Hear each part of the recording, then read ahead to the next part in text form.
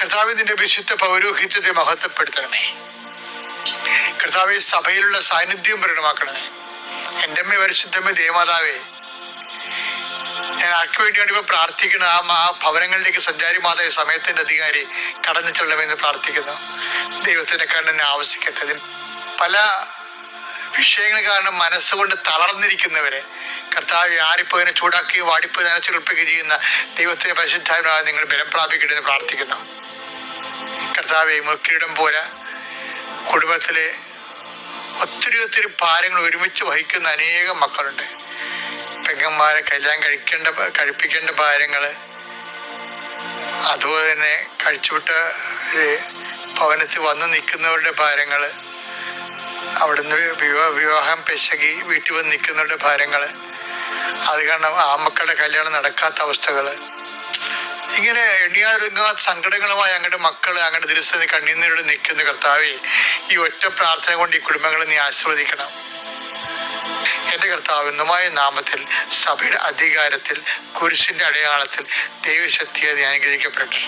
പരസ്പരം പല വിഷയങ്ങളുള്ള കാരണം അങ്ങോട്ടും ഇങ്ങോട്ടും പിന്തുണച്ചും ക്യാൻവാസ് ചെയ്തും വസൂലാക്കിയും ഗ്രൂപ്പിസം ഉണ്ടാക്കിയും കുടുംബത്തിൽ പോരുണ്ടാക്കുന്ന, പൗശന്യം ഉണ്ടാക്കുന്ന, മത്സരം ഉണ്ടാക്കുന്ന അവസ്ഥകള് യേശു ക്രിസ്തു നാമം നീങ്ങിപ്പോട്ടെന്ന് കൽപ്പിക്കുന്നു.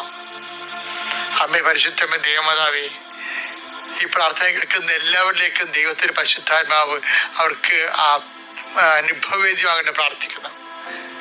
കർത്താവെ, കുഞ്ഞുങ്ങളെ കുറിച്ച് വേദനപ്പെടുന്നവർ, അവരുടെ സ്വഭാവ ദൂഷ്യങ്ങള്, ഇനി ലീവ് തുടങ്ങാൻ ഈ കുഞ്ഞുങ്ങളെ എവിടെ കൊണ്ട് ഒതുക്കുമെന്നറിയാൻ വിഷമിക്കുന്ന മാതാപിതാക്കന്മാരുണ്ട്. പല വിഷയങ്ങളിൽ കുടുങ്ങിടക്കുന്ന പിള്ളേരുണ്ട്. പിള്ളേർക്കാണെങ്കിൽ അവിടെ കൗമാര പുസ്തകങ്ങളിലെ കൃത്യമായിട്ടുള്ള ഗൈഡൻസ് കിട്ടാത്ത കാരണം ലക്കിൽ ലഗാനുമില്ലാതെ അപ്പനും അമ്മനും അറിയാതെ ജീവിക്കുന്ന സ്നേഹമില്ലാത്ത മക്കളുണ്ട്. അവരെല്ലാം നീ ആശീർവദിക്കണമെന്ന് പ്രാർത്ഥിക്കുന്നു. കർത്താവെ, ഈ ഒറ്റ ആശീർവാദത്തെ കുഞ്ഞുങ്ങളെ നീ ഏറ്റെടുക്കണമെന്ന് പ്രാർത്ഥിക്കുന്നു. എന്റെ കർത്താവിന് ഉന്നതമായ നാമത്തിൽ സഭയുടെ അധികാരത്തിൽ കുരിശിന്റെ അടയാളത്തെ ദൈവശക്തി ഒരു മനുഷ്യപ്പറ്റിയില്ല സംസാരിക്കുന്നുണ്ട്. ഒരു മനുഷ്യപ്പറ്റിയില്ല കാര്യങ്ങളെ കൈകാര്യം ചെയ്യുന്നുണ്ട്. അവർക്ക് വേണമെങ്കിൽ കുറച്ചുകൂടി കരുണ കാണിക്കാമായിരുന്നു. കുറച്ചുകൂടി അവർക്ക് മറ്റുള്ളവർക്കൊരു എയർ കൊടുക്കുന്ന രീതിയിൽ, ഓക്സിജൻ കൊടുക്കുന്ന രീതിയിൽ അവർക്ക് പെരുമാറാമായിരുന്നു. മനഃപൂർവ്വം പെരുമാറാതെ ദുഷ്ടബുദ്ധിയോടുകൂടി കർത്താവെ മർക്കട മുറ്റോട് നിൽക്കുന്നവരുണ്ട്. അവരെ നീ പ്രത്യേകം ആശീർവദിക്കണം പ്രാർത്ഥിക്കുന്നു. എൻ്റെ കർത്താവിൻ്റെ ഉന്നതമായ നാമത്തിൽ നിങ്ങളുടെ ഇന്നത്തെ യാത്ര ശുഭദീർഘമാകട്ടെ. എൻ്റെ കർത്താവിൻ്റെ ഉന്നതമായ നാമത്തിൽ നിങ്ങളുടെ ഇന്നത്തെ സംസാരങ്ങൾ, ചർച്ചകൾ, തീരുമാനങ്ങൾ, മീറ്റിങ്ങുകൾ എല്ലാം കർത്താവിന് ആശീർവദിക്കപ്പെടട്ടെ. എൻ്റെ കർത്താവ് ഉന്നതമായ നാമത്തിൽ നിങ്ങളുടെ ഭാഗത്തു നിന്ന് ഒരു തീരുമാനം ആവശ്യപ്പെടുന്ന, ഒരു സംസാരം ആവശ്യപ്പെടുന്നു, ഒരു ആലോചന ആവശ്യപ്പെടുന്ന ആരെങ്കിലും ഉണ്ടെങ്കിൽ നിങ്ങൾക്ക് അവർക്ക് നല്ല ഉപദേശം കൊടുക്കുവാനും അത് നിങ്ങൾക്ക് തന്നെ ഭാവി ഗുണം ചെയ്യാൻ പറ്റുന്ന രീതി കർത്താവ് നിങ്ങൾ ക്രമീകരിച്ച് പ്രാർത്ഥിക്കുന്നു. എൻ്റെ കർത്താവ് ഉന്നതമായ നാമത്തിൽ സഭയുടെ അധികാരത്തിൽ കുരിശിന്റെ അടയാളത്തിൽ ദൈവശക്തിയെ അനുഗ്രഹിക്കപ്പെട്ടെ. പ്രിയപ്പെട്ടവരെ, അതായത് ഈസ്റ്റർ ഒക്ടോബറിനെ കുറിച്ച് ഞാൻ ഇന്നലെ സംസാരിച്ചത്. ഇത് ഈസ്റ്റർ കാലമാണ്. ഇങ്ങനെ ഒരു ഈസ്റ്റർ കാലം കഴിഞ്ഞു പോവുകയാണ്. കേരളത്തിൽ ഇപ്പൊ എന്താ സംഭവിക്കണത്? കേരളത്തിലെ ക്രിസ്ത്യാനികളെല്ലാം 90% പേര് ചെറുപ്പക്കാര് രാജ്യം വിട്ടു പോവുകയാണ്. അല്ലെ, ഈസ്റ്റർ കാലത്ത് ഞാനൊരു വീഡിയോ കണ്ടായിരുന്നു. കാര്യം നാട്ടിലെ പള്ളിയിൽ ആൾ കുറഞ്ഞ എന്താണെന്ന് അറിയാവോ എന്ന് ചോദിച്ചിട്ടുണ്ട്. തന്നെ ഒരു വീഡിയോ ഇട്ടിട്ടുണ്ട്. ഈ ആൾക്കാരൊക്കെ എവിടെയാണ് ഇപ്പൊ അറിയാവോ എന്ന് നോക്കിയപ്പോ അവര് ഈ ആസ്ട്രേലിയയിലെ മെൽബോണില് ഒരു ഈസ്റ്റർ ആഘോഷം കാണിക്കുകയാണ്. ഒരു 3000 ക്രിസ്ത്യാനികളുണ്ട് അവിടെ. അപ്പൊ ആസ്ട്രേലിയ എന്ന് വെച്ചാൽ ഏറ്റവും കുറവ്, ഇന്ത്യയിൽ നിന്ന് പോയിട്ടുള്ള ഏറ്റവും കുറവ് മലയാളി പോയിട്ടുള്ള സ്ഥലമാണ് ഈ ആസ്ട്രേലിയ.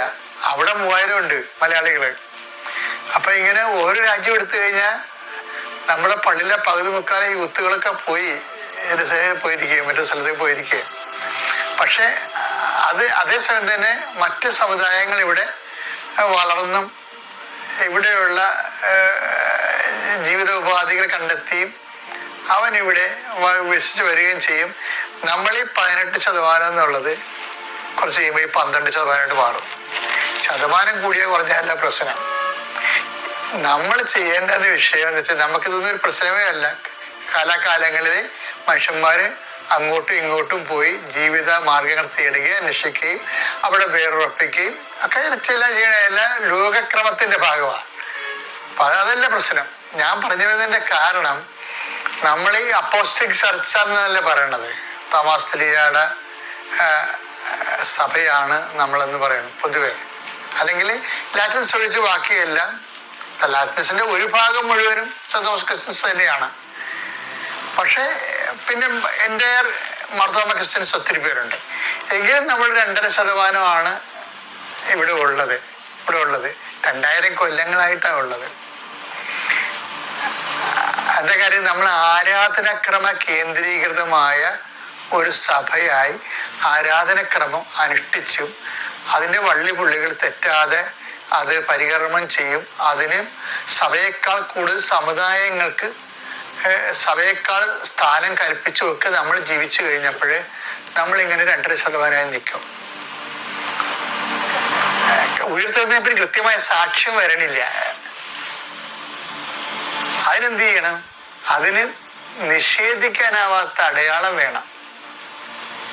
പാരമ്പര്യം മാത്രം പോരാ, സഭയില് നിഷേധിക്കാനാവാത്ത. നമുക്ക് അതിനറിയണമെങ്കിലേ ആദിമസഭ എങ്ങനെ പെട്ടെന്ന് വളർന്നത് കിടപ്പുണ്ടല്ല എൻ്റെ പ്രിയപ്പെട്ടവർ. അതായത് ഈ മുടന്തിന് സൗഖ്യം കൊടുത്തതിനെ കുറിച്ചുള്ള ഡിസ്പ്യൂട്ടാണ് ഇപ്പൊ വായിച്ചതിന്റെ ഭാഗമായിട്ട് വരണത്. അപ്പൊ മുടന്തിന്റെ ആ അടയാളം കണ്ടു കഴിഞ്ഞപ്പോ ജനങ്ങളുടെ റെസ്പോൺസ്, പ്രത്യേകിച്ച് സഭയുടെ പ്രതിയോഗികളുടെ റെസ്പോൺസ് എന്താ? നടപടി പുസ്തകം അത് 4:16 വായിച്ചേ. ഈ മനുഷ്യരോട് അതെ, അപ്പോസ്തലന്മാരോട്, അതെ, നാം എന്താണ് ചെയ്യുക? അധികാരികൾ എന്താണ് ചെയ്യുക? ഇവർ വഴി ശ്രദ്ധേയമായ ഒരടയാളം സംഭവിച്ചിരിക്കുന്നു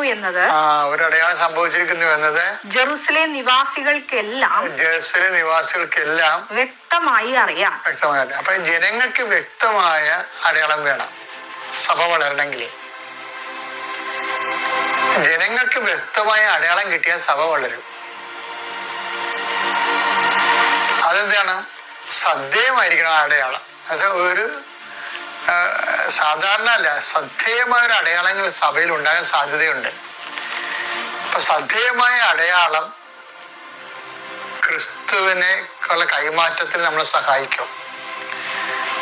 നിങ്ങളെല്ലാവരും ഈ ഈസ്റ്റർ ഒക്ടോബറിന്റെ കാലത്ത് പ്രാർത്ഥിക്കേണ്ടത്, ദൈവമേ എന്നെ സുവിശേഷമാക്കണമേ, എന്നെ സുവിശേഷം ഏകാനുള്ള അപ്പോസ്തലനാക്കണമേ എന്ന് പ്രാർത്ഥിക്കുമ്പോൾ ദൈവം നിന്നിലൂടെ മറ്റുള്ളവർക്ക് വിശ്വാസം കൈമാറാനുള്ള സ്വർഗത്തിന്റെ അടയാളങ്ങൾ നിന്നെ മാറ്റും.